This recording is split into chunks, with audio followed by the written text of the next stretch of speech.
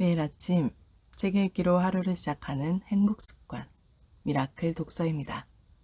오늘 함께 읽어볼 책은 그러라 그래, 양희은 지음, 김영사에서 펴낸 책입니다.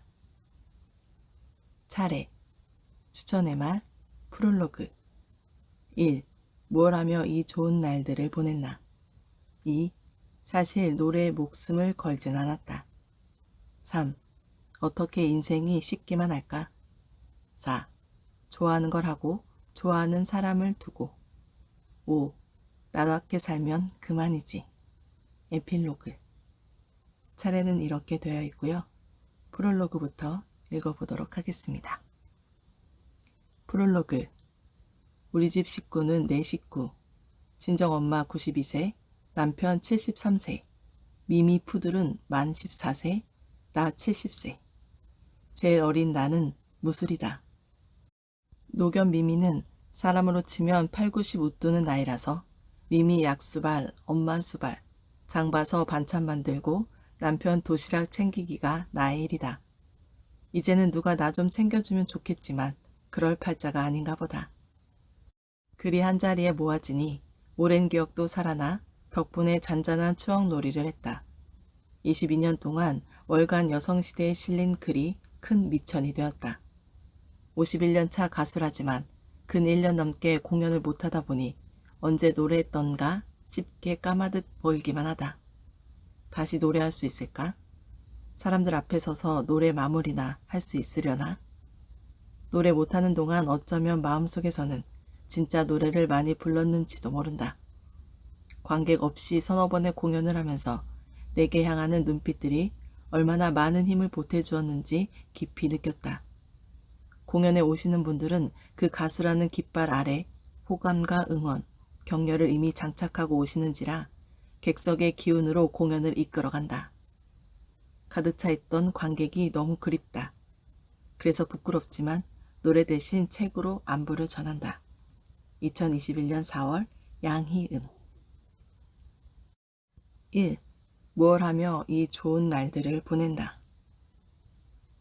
흔들리는 나이는 지났는데.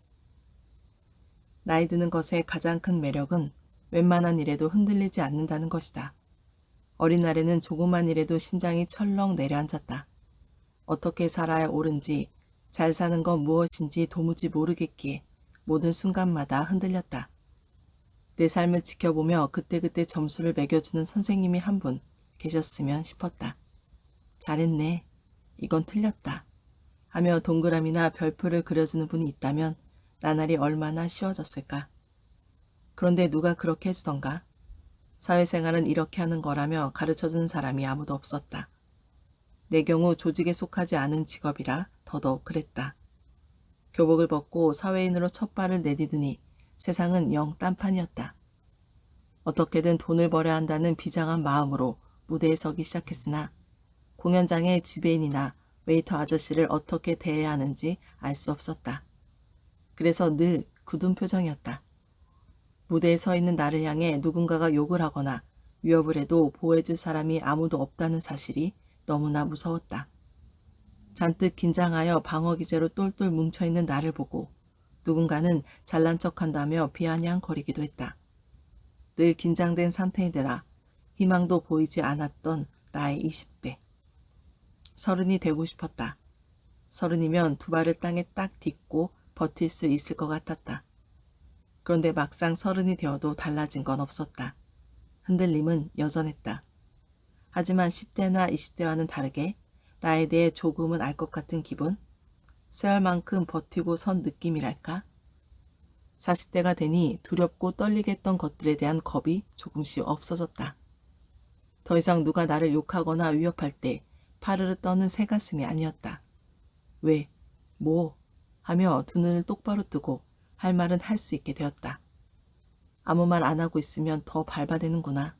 한 번이라도 큰 소리 쳐야 건드리지 않는구나. 혹독한 지난 시간 덕택에 깨달을 수 있었던 것이다. 50대가 되니 나와 다른 시선이나 기준에 대해서도 그래, 그럴 수 있어. 그러라 그래. 하고 넘길 수 있는 여유가 생겼다. 내 맘에 들지 않는다고 옳다거나 틀리다고 말할 수 없다는 걸 알았다. 누가 별난 짓을 해도 그럴 수 있겠다고 생각했다. 같은 노래에도 관객의 평이 모두 다르듯 정답이랄 게 없었다. 그러니 남 신경 쓰지 않고 내 마음이 흘러가는 대로 살기로 했다. 60세를 넘기니 흔들릴 일이 드물어졌다. 그토록 원했던 안정감인데 이런 감정이 좋으면서도 한편 답답한 것이 사실이다. 설렘과 울렁거림이 없이 침잠되는 느낌이 들어서다. 몸이 움직이는 속도가 마음의 속도를 따라주지 못하니 예전 같으면 후다닥 해칠 일들이 한 뜸씩 느려졌다. 어느덧 70. 나이 먹는 게 좋다. 너희도 나이 들어 봐봐. 젊음과 안 바꾼다. 했었는데 무심코 젊은 날의 내 사진을 하염없이 보고 있다. 대체 무얼 하며 이 좋은 날들을 보냈나? 많은 나날이 손가락 사이 모래알처럼 덧없이 빠져나갔구나. 찬란한 봄꽃, 그늘에 주눅이 든다. 산수유, 매화, 개나리, 벚꽃, 진달래, 철쭉, 목련, 조팝나무. 내가 출퇴근길에 동네 한 바퀴를 돌면서 꼭 보게 되는 꽃들이다.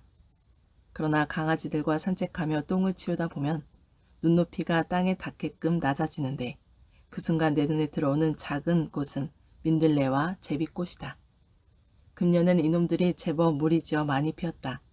꽃들을 보고 있노라면 마음속 여러 잡다한 생각들은 날아가고 마냥 바라보게 된다. 무릎을 꿇거나 마음 자세가 아주 낮아져야만 눈에 들어오는 꽃들이다. 동네 담장이 나지막하고 대부분 안뜰이 다 보이는 철책들이라 뜰 안을 들여다보면 주인이 어떤 사람인지 알 것도 같다. 제일 좋아 배는 집은 우리 꽃들로 가꾼 집인데 이름은 잘 모르지만 꾸준히 번갈아 피고 진다. 눈이 즐겁다.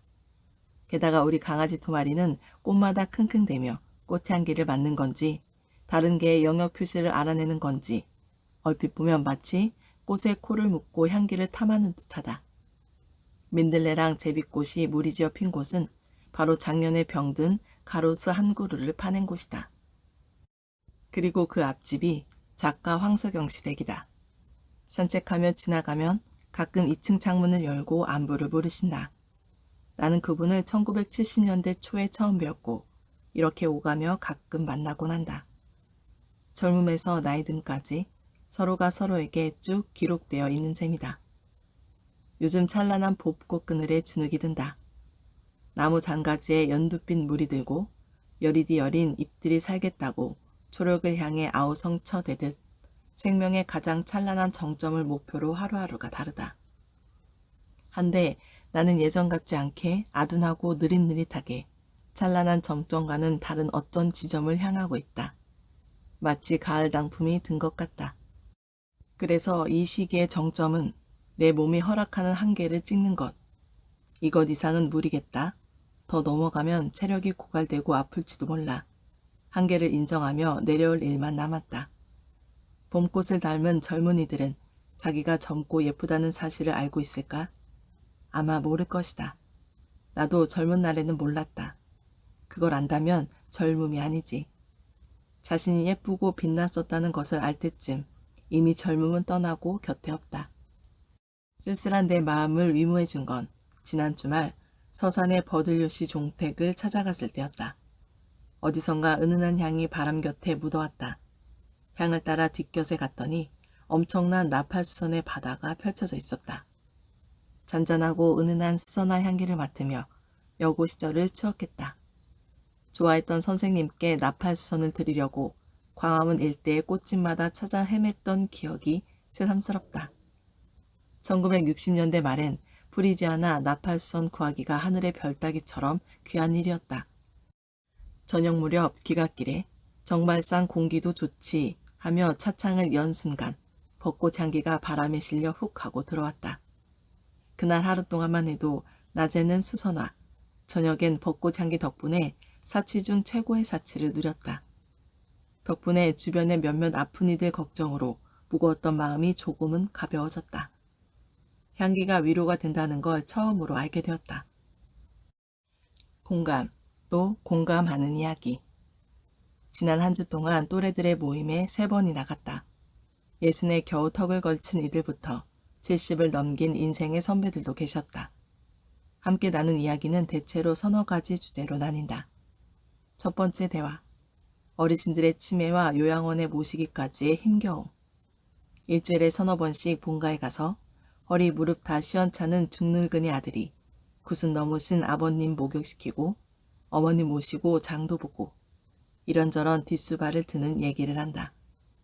요양원 답사를 했는데 하루 3끼 식사도 우리 집 식단보다 좋고 활동 프로그램도 많아서 잠시도 TV 앞에서 멍하게 앉아있거나 울적하지 않도록 하루 일정이 잘 짜여 있단다. 형제 중 돈 많은 누군가가 무슨 6인실, 4인실이냐? 당연히 1인실로 모셔야지. 정 어려우면 2인실이라도 어떠니? 하고 말하자 또 다른 형제가 얼른 대답한다. 안 돼. 사람들이 그러는데 2인실을 쓰면 두 사람이 그렇게 자주 싸우더래. 이 이야기를 하며 함께 모인 모든 이들이 웃었다. 차라리 4인실이나 6인실이 살피고 챙겨주는 분위기라서 더 좋다는 이야기도 있었다. 두 번째 대화. 자식들에 관한 이야기. 어떤 어머니의 이야기를 들었다. 40이 다 될 때까지 함께 살던 아들을 장가 보내고 나니 허전함이 너무나 커서 매일같이 눈물바람이었다는 것이다. 아들이 출장을 잘 다녀왔다며 전화를 걸어왔길래 그 어머니는 반가이 물었다. 그래, 지금 어디냐? 예, 집 앞이에요. 어머니는 전화를 끊자마자 아들이 금방 집에 도착할 줄 알고 미리 대문을 열고 기다렸다. 그러고는 잠시 후 깨달았다. 아참, 얘가 장가 갔지? 아, 이 집 앞이 아니라 자기 집 앞이라는 소리였구나. 하고는 부부가 서로 씁쓸하니 웃었단다. 세 번째 대화. 각자의 질병 자랑과 힘든 이야기. 여러 사람들이 자신의 아픈 무릎과 그 치료법에 대해 한마디씩 떠들었다. 나도 내게 있던 일화를 얘기했다. 10수년 전 CF 촬영팀이 우리 집에 단양한 적이 있었다. 그들은 우리 집 지하 연습실에 딸린 작은 부엌에서 촬영을 했으면 좋겠다고 했는데 나는 이 제의를 단칼에 거절했다. 하루 종일 작업화 신고 일하는 사람들이 들어와서 마룻바닥에 땀과 발냄새를 함께 찍고 다니게 되잖아. 그러면 며칠간 꼬랑내가 가시질 않아. 청소를 해도 힘들어서. 어쩌고 하자 선배들이 아유 그럼 못해 무릎이 이젠 힘들어 하며 다들 내 편을 들어주었다. 나이 들어가면서 힘들어지는 일이 늘어만 가는데 비슷한 또래들과 오랜만에 이야기하니 공감이 생겨 즐거웠다. 예전 같으면 30분 내에 뚝딱 해칠 일인데도 빨리 못한다는데 공감했다. 각자 본인 속도에 맞춰서 임해야 한다. 서두르면 탈이 나고 마음 급해도 몸이 못 따라가니 시간이 두세 배 정도는 더 걸리더라는 얘기다. 돈에 대한 생각도 비슷했다. 넉넉하든지 부족하든지 죽을 때 갖고 갈 수 없다는 사실은 분명하지 않던가. 일본에서 60대 남자들에게 부엌일의 기초부터 가르치는 강의가 생기자 엄청난 수의 남자들이 몰려들었다고 한다. 밥물 잡는 것부터 살림의 기초를 배우기 위해 신청자들이 예상외로 붐볐단다. 기러기 아빠인 한 지인은 이 소식을 듣자 그날 배운 요리를 먹고 그 음식을 또 싸들고 오면 두 끼가 해결될 거라며 이런 강의가 한국에도 있으면 꼭 알려달라고 부탁까지 한다. 지인은 기러기 아빠가 되고 음식 만드는 일의 중요함을 처음 통감했단다. 먹는 게 시원찮으니 감기도 자주 걸린다고 한다. 이렇게 다들 나이가 들어가는구나. 어쩐지 머리밑이 무척 가렵더니 그새 흰머리가 늘었다. 오래 묵은 사이. 언젠가 라디오에서 나보다 12년이나 위인 선배 여의사의 사연을 소개한 적이 있다. 그 선배의 황혼 재혼 사연이 드디어 결판이 났다. 동기 동창인 은퇴한 의사의 청혼을 거절했다고 한다. 이유는 무엇보다도 내가 좋아야 하는데 통 마음이 가질 않는다는 것이다. 게다가 주변에 친한 친구도 하나 없는 데다가 이렇듯 저렇듯 본인부터 그 상대방이 싫은 걸 어쩌느냐는 말이다. 맞는 이야기다. 조건이 멋지고 에어라지 40여 년 세월 동안 나를 짝사랑했다 손쳐도 그건 그쪽의 얘기일 뿐 중요한 건 내 느낌이다. 그 남자가 싫은 이유 중에 친구가 하나도 없다는 지적을 들으면서 나의 경우를 생각해 보았다. 모든 이야기를 터놓을 수 있는 친구가 나에겐 있는지, 물에 빠져 목까지 물이 차올라 깔딱대고 죽게 되었을 때 내게 손을 내밀어줄 사람이 있을까? 이럴 때 생각나는 두 사람이 있다. 나는 이 두 사람을 자주 만나지는 않는다. 실증을 잘 내는 편이라 귀한 사람일수록 두고두고 아끼며 본다고 할까? 평생에 걸쳐 내가 얻은 이 두 사람, 내 청춘의 역사를 아는 친구들이다. 내가 흔들릴 때마다 손가락질하거나 옳다 그르다 판단하지 않고 조용히 지켜보아준 오래 묵은 사이이다. 한 친구는 18살에 만난 3살 위의 친구고 다른 한 명은 20대 초반에 만난 1살 어린 친구다. 우리 셋의 공통점은 아이가 없다는 점이다. 우리 모두 누군가의 엄마가 되지 못하리라는 걸 꿈에도 생각 못했는데 세월이 흐르고 보니 일이 되었다. 흔히들 말하길 제 꿈을 접고 참고 희생하면서 아이를 낳고 길러봐야 어른이 된다는데 우리는 성큼 어른 되지 못한 채 비교적 자기 안의 목소리를 많이 내놓고 살아간다는 공통점을 갖고 있다. 20살 언저리의 나는 오지랖 넓고 둘째가라면 서러운 마당발이었다. 그러나 나이 30에 암수를 한 후 주변 사람을 정리하겠다는 단호한 결심을 했다. 기운을 전혀 낼 수 없어 갓난아이처럼 온종일 누워 잠만 잤던 시기다. 하루 두서너 발짝씩만 겨우 떼어놓는 나를 대견하게 여길 때가 있었다. 문병 오는 사람들을 보고 있자니 말갛게 그 마음이 들여다 보이는 것 같았다.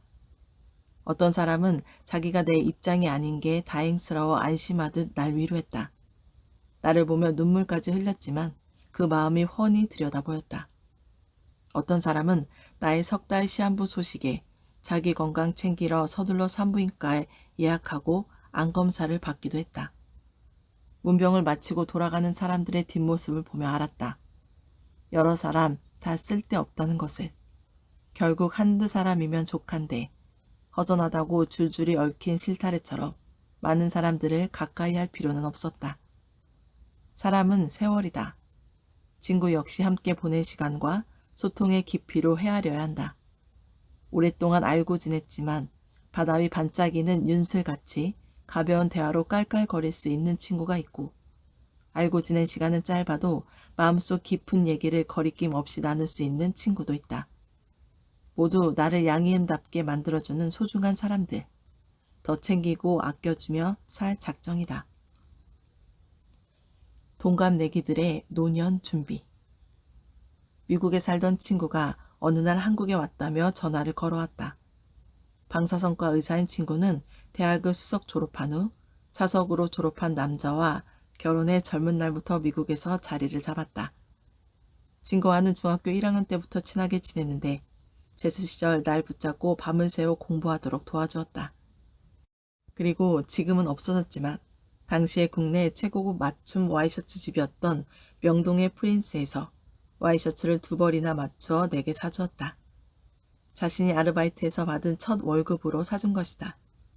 청바지 하나에 와이셔츠 2벌을 번갈아 입으며 무대에 섰으니 첫 무대 의상도 그 친구가 마련해준 셈이다. 부지런하고 매사에 긍정적인 친구였지만 6년 전쯤엔가 나를 만나러 뮤지컬 연습실로 찾아왔던 그날의 모습은 많이 피곤해 보였다. 그러다 3년 전 다시 만났을 땐 그전과 달리 활기차 보였다. 퇴직하고 잠시 서울에 머무는 중이었는데 우리나라 땅을 좌우로 누비며 만난 것 먹고 많이 걸어 다녔다고 했다. 이태원에 자리한 숙소도 마음에 들고 주인장과도 친해져서 더없이 편하다고. 무엇보다 서울은 지하철로 못 다니는 곳이 없다며 감탄하는 등 폭풍수다를 쏟아놓았다. 친구는 통화 중에 은퇴 이유를 말해주었다. 몸이 영 말을 듣지 않아서란다. 아프고 쑤시고 뻗치고 주위에 척추 트랙션을 하지 않으면 일과에 지장이 있을 정도로 척추축만에 허리 통증까지 달고 살아야 했단다. 그 와중에 가깝게 지내던 지인이 세상을 떠났다. 알뜰한 살림꾼에 아이들도 잘 키워 짝지어 보내고 더 바랄 게 없는 행복한 사람이었는데 갑자기 백혈병을 앓게 되더니 금세 세상을 뜨더란다. 게다가 그쯤 친정엄마까지 떠나시자 친구는 이렇게 사는 건 아닌 것 같다고 생각하게 되었단다. 가고 싶은 곳마다 원 없이 돌아다니고 보고 싶은 것은 최대한 보고 살아가기로 마음을 먹은 것이다. 남편에게도 당당히 말했단다. 내가 의사 노릇을 더하면 노후에 조금 더 보탬이 될 정도인데 그러다 몸이 망가져 버리면 어떡하겠어? 어떻게 사는 게 더 좋은 것 같아? 은퇴하고 서울에 와서 이곳저곳 무조건 걷다 보니 아픈 게 차츰 낫더란다. 동네 YMCA이며 요가 교실도 가고 수없이 걷고 또 집에서 깨끗한 집밥을 해먹으며 일주일에 한 끼 정도만 외식을 하니 건강도 좋아지더라는 것이다. 돌아가신 어머니의 삼주기에 맞춰 조금 미리 귀국해 이모와 지리산과 목포 등을 다녀왔단다. 노년의 어머니를 위해 마련해 두었던 아파트가 아직 대전에 있어서 친구는 한국에 오면 그곳에서 머물렀다. 느긋하게 도서관도 가고 장 보러 다니면서 우리 엄마가 하루를 이렇게 보내셨겠구나 하며 즐기고 있단다. 하루를 운동으로 채우며 건강해져서 노년의 자식들에게든 누구에게든 민폐가 되지 않으려 한다고 강조하며 긴 수다를 마쳤다. 친구는 나더러 넌 대체 언제 일을 그만둘 거니? 라는 말도 빼놓지 않았다. 이번엔 간호사 출신인 독일에 사는 친구 얘기다. 나이 들수록 우리나라에서 살고 싶다고 노래를 부르다가 3년 전 양평에 남 눈치 안 보고 묵을 곳을 장만했다.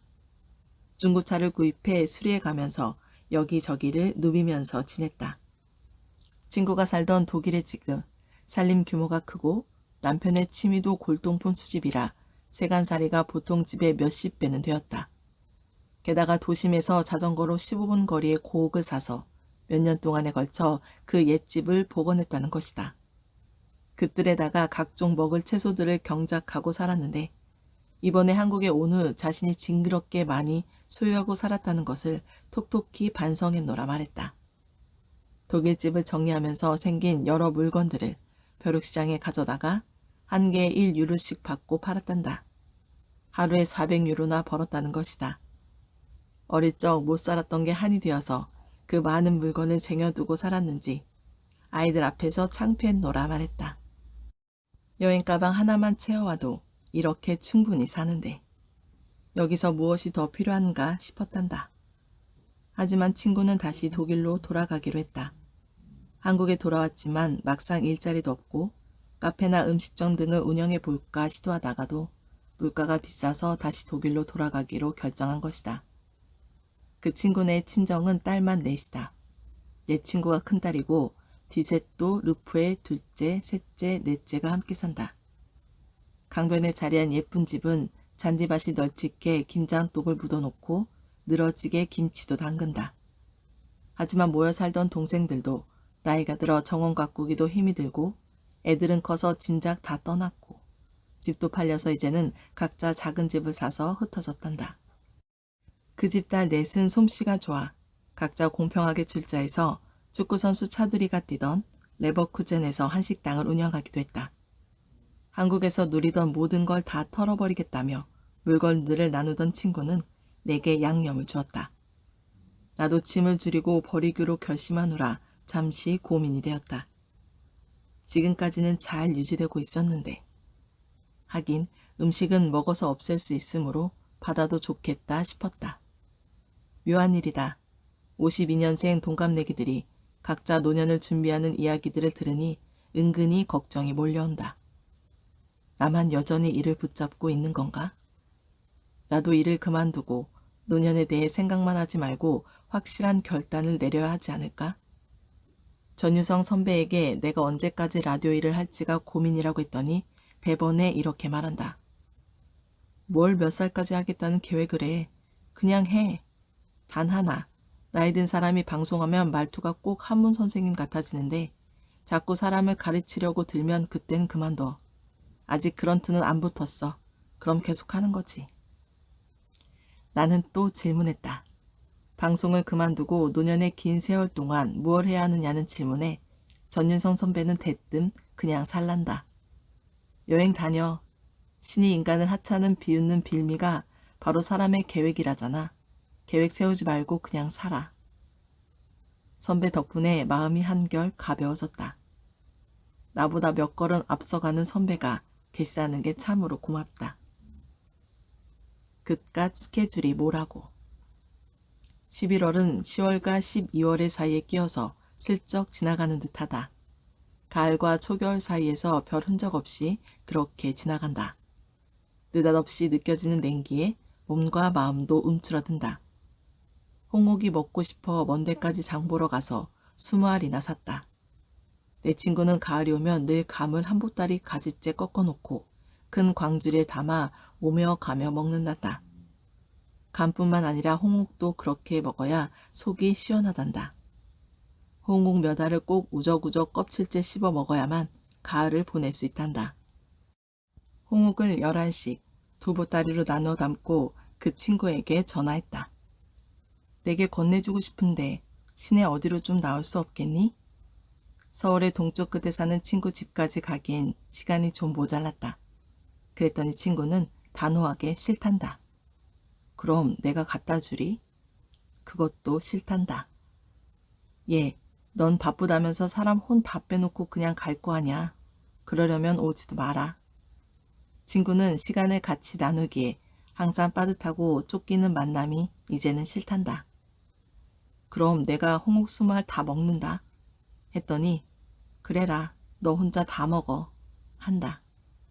마음은 친구네 집까지 갔지만 아닌 게 아니라 친구의 지적은 정확했다. 나를 손금 보듯 들여다보고 있군. 네가 맞다. 휙 왔다 휙 가버리는 만남. 나도 싫다. 오랜만에 만나서 말 보따리도 느긋하게 풀어놓고 낄낄대다가 서로 흥, 치, 피, 잘났다 잘났어 하거나 서로 고개라도 끄덕거려야지. 그깟 일이 뭐가 대단하다고. 잘나 빠진 스케줄 따위가 친구 사이에 무슨 상관이람. 집에 돌아와 봉지를 열어놓으니 부엌 가득 홍옥 냄새가 확 퍼진다. 빈둥거림의 미학. 요즘 나는 빈둥거리면서 지낸다. 이렇게 말하면 친구들은 한결같이 대답한다. 이게 빈둥거리는 거야? 넌 이미 2~3사람 목을 하고 있잖아. 나는 시간을 칼처럼 지켜야 하는 일을 하고 있다. 그러다 보니 사적인 만남은 공적인 일에 밀려 짜투리 시간으로 밀려날 때가 많다. 불쑥 누군가가 생각났을 때 곧바로 만나면 좋으련만 그게 잘 안 된다. 그래서 아침결에 문득 생각난 친구에게 얼굴이나 보자고 전화하면 아니 바쁜 사람이 웬일이야? 하며 의아해하게 일쓰다. 시간에 쫓겨 늘 종종 걸음을 치던 날들을 돌아보니 얼마나 이리 뛰고 저리 뛰었는지 훤히 보인다. 일하며 앞만 보고 달렸다. 일상의 리듬이 느긋한 사람을 보면 약간 짜증을 내며 왜 저리도 늘어서 사는 거야? 팔자도 좋다. 뭐 이런 쏘갯말을 했었다. 요즘 작정하고 빈둥거린다지만 나의 리듬도 한뜸 처져서 도무지 후다닥 뭔가를 해치울 수 없게 됐다. 매사에 한 번 더 확인하고 돌아보고 입으로 몇 번씩 되뇌어야 한다. 엘리베이터 문이 닫힐 쯤 누군가가 같이 가요 외치는 소리를 듣고 문을 열어준다는 게 그만 닫는 단추를 꾹 누르는 나. 잘 챙긴다 하면서도 늘 한두 가지 정도 중요한 것을 빠뜨리는 나. 불과 재작년까지만 해도 동시에 여러 일을 해냈다.